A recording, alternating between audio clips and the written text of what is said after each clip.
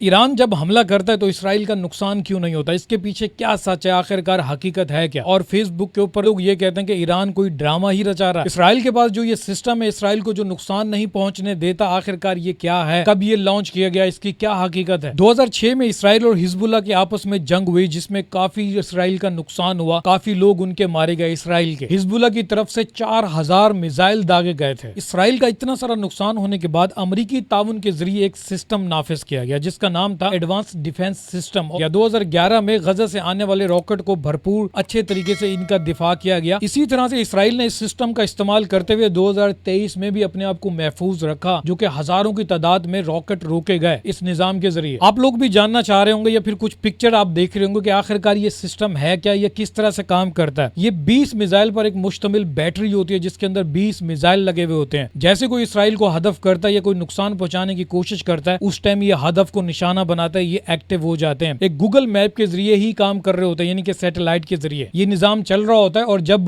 कोई भी missile Israel की हदूद में गिरता है, खासतौर जब आबादी को निशाना बनाता है या फिर इसराइल के दिफाई निजाम को निशाना बनाने की कोशिश करते हैं, तो उस टाइम ये सिस्टम काम करना शुरू कर देता है और उसको हवा में ही जाके बारूद के साथ टकरा कर खत्म कर देता है। यानी कि ये जमीन पर नहीं फटते, सिर्फ और सिर्फ आपको आसमान पर ही फटते हुए नजर आते हैं। अब बात यहाँ पे बनती है कि अगर मिसाइल इसराइल की तरफ जाते हैं तो वो कितनी दूरी पे ही हदफ बनाता है। तो जनाब, जब भी कोई इसराइल को निशाना बनाता है तो ये 2400 किलोमीटर दूरी पर इसराइल अपने दुश्मन को खत्म कर देता है। इसराइल के पास इस तरह के मुख्तलिफ किस्म के सिस्टम मौजूद हैं जो कि मुख्तलिफ नामों से जाने जाते हैं। जब भी ईरान इनके ऊपर कोई हमला करता है तो ईरान जो है कोई नुकसान नहीं कर पाता, पर ईरान ये खबरों में दावा करता है कि ईरान कहता है कि हम सस्ते मिसाइल इसलिए दागते हैं इसराइल में ताकि इसराइल की ये महंगी से महंगी टेक्नोलॉजी जाया हो। इस बात को बहुत सारे लोग जानते होंगे। जंग में जब भी कोई इस तरह की कार्रवाई की जाती है तो सबसे पहले दुश्मन की गोलियां खत्म करवा दी जाती हैं, उसको माली हालात से बिल्कुल खत्म कर दिया जाता है, फिर जाके उसके ऊपर हमला करने में मजा ही कुछ और आता है। अफसोस की बात यह है कि इतनी बड़ी टेक्नोलॉजी रखने वाले मुल्क और ताकतवर मुल्क जब दुनिया के अंदर कोई नुकसान करेंगे तो इसके लपेट में बहुत सारे मुल्क भी आ सकते हैं, बहुत सारी जाने जाने का भी